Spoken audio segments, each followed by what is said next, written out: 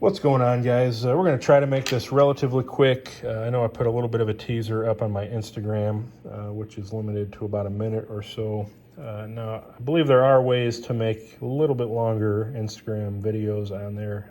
I'm not really familiar with just exactly how to do that yet. So I figured I'd just go ahead and throw this up on the channel and just give a little more info on this. And what you're looking at here is my first direct pattern engraving onto blade stock using the CNC router and my recently homemade drag bit. I've also got another video going over the details of how to make one of those. But this is actually something I had in mind even before making the CNC router. It's something that I wanted to use the machine for.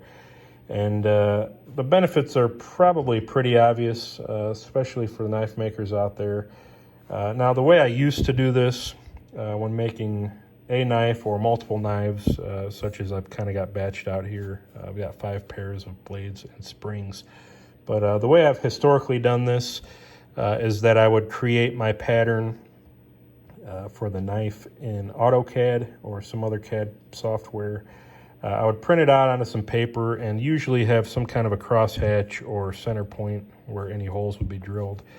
And then I would just directly adhere that paper with some spray adhesive onto either my blade stock or a pattern material, usually a thin sheet metal or plastic or G10 or something. And then I would drill the holes, center punch and drill them as closely as I could, and then cut and grind right to the lines as needed to make myself a pattern, or transfer it directly to the blade stock in some cases. And that actually works pretty well. There's ways to do that pretty accurately and repeatably. But at the end of the day, there's still a little bit more room for error than I think you would get with this particular method, where you're actually able to get within a 0.5 or better in some cases for your hole placement, your line placement. You can see that's a very clean and sharp line, so I don't have to worry about maybe my pattern moving if I'm clamped to the blade stock. I don't have to worry about getting that hole center punched exactly in the middle and drilled exactly in the middle. And I'm actually planning, I've got a tool path made for a spot drill that I'm going to put in here and then go ahead and spot each of these holes with a very small centering drill. And then I've got another path that uses a 3/32 drill bit that I can then go ahead and drill inside all of these for my center holes.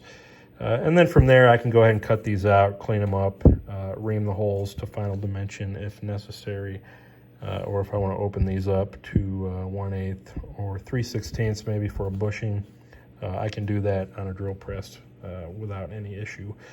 But once again, using this method, it just really removes those extra factors that could lead to some inherent inaccuracies, from trying to transfer one pattern to the next, getting those holes center punched and drilled by hand.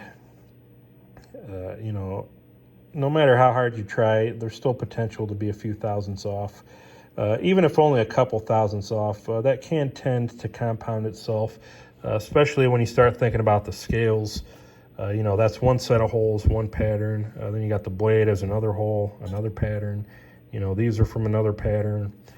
And you put it all together, even if you use the same drawing with the same holes and the same locations, doing that all by hand, you're still going to be out of tolerance there by probably a couple thousandths at least, if not 5 or 10 in some extreme cases. So this kind of cuts out the middleman in a manner of speaking.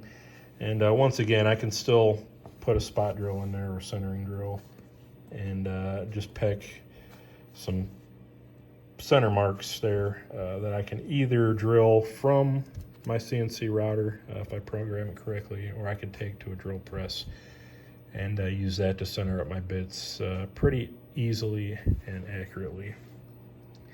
And if you guys are wondering what this is, I was just playing a little bit with engraving font. It says leave extra. That's just to remind me to leave extra material. When I do go to bandsaw these, sometimes I get a little carried away trying to get close to those, and that helps me to remember to leave extra material for later. So that's it, guys. Thanks for watching.